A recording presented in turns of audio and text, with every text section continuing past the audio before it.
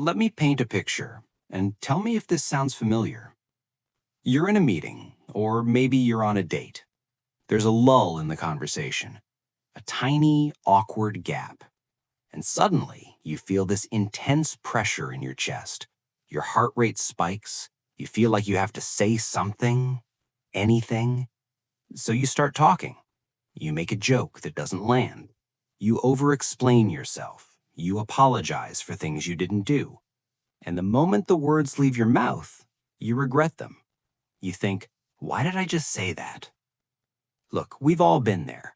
It's what I call the nervous filler. But here's the thing. That moment, that tiny moment where you rush to fill the silence, that was the moment you gave away your power. We live in a world that tells us that the loudest person in the room is the leader. We assume that confidence means having all the answers or dominating the conversation. But what if I told you that was a lie? What if I told you that the most powerful person in the room isn't the one talking, but the one who is comfortable with silence? Today, I'm going to teach you a psychological hack used by FBI negotiators and high-stakes CEOs. It's called the silence trick, and it changes everything. Now, you might be thinking, okay, but if I don't talk, won't I look invisible? Won't people think I'm boring? That is a valid fear, but let's look at the psychology behind it. There is a fundamental economic principle called scarcity. The less there is of something, the more valuable it becomes. Gold is valuable because it's rare. Air is vital, but it's free, so we don't think about it until it's gone. Words work the same way. When you overtalk, when you flood the room with your thoughts, you are flooding the market. You are devaluing your own currency. You are signaling to the other person's subconscious that you are desperate for their validation. Here is a statistic that might surprise you. A study published in the Journal of Experimental Social Psychology found something fascinating. In negotiations, people who used silence for just 3 seconds or more ended up with significantly better outcomes. Why? Because human beings are terrified of uncertainty. When you stay silent, you become a blank canvas. The other person's brain starts scrambling to figure you out. What are they thinking? Do they agree? Do they disapprove? In that moment of silence, you flip the dynamic. You go from being the one seeking validation to the one dispensing it. You become the prize. So why is this so hard to do? Why does silence feel physically painful? It's actually biological. Our ancestors lived in tribes. To be silent or to be ignored often meant being cast out. It meant death. So your brain has evolved a safety mechanism. When the conversation stops, your amygdala, the fear center of your brain, lights up. It screams, danger, reconnect immediately. So you babble, you overshare. Most people don't realize this, but over-talking is actually a trauma response. It's a defense mechanism called fawning. You're trying to please the other person to ensure your safety. But here's the twist. In the modern world, this behavior has the opposite effect. Think about the most powerful movie character you know. Maybe it's The Godfather. Maybe it's a stoic hero. Do they rush to speak? Do they giggle nervously to fill the air? No.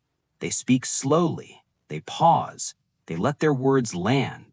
They understand a concept I like to call the gravity of silence. When you speak less, your words have more weight. Gravity requires mass, and mass requires density. If your words are spread thin, they float away. If they are condensed, they pull people toward you. So how do we actually do this? How do we override millions of years of biology that tells us to keep talking?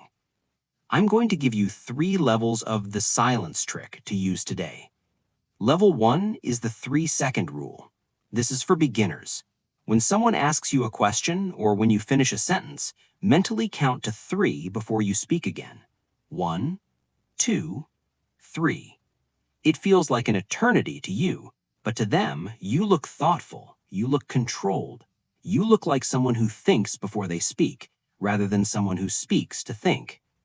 Level 2 is the eyebrow anchor. When someone says something that you don't quite agree with, do not interrupt. Instead, look them in the eye, keep your face neutral, and stay silent. This creates a vacuum.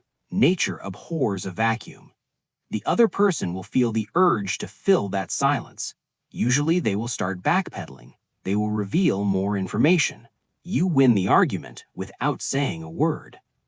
And level 3 is the walk away. This is the ultimate form of power. It's the ability to be comfortable ending an interaction when it no longer serves a purpose. It's the silence of absence. Now I know what you're thinking. This sounds manipulative. I don't want to play mind games. And you're right. If you use this just to trick people, it is manipulative. But that's not what I'm asking you to do.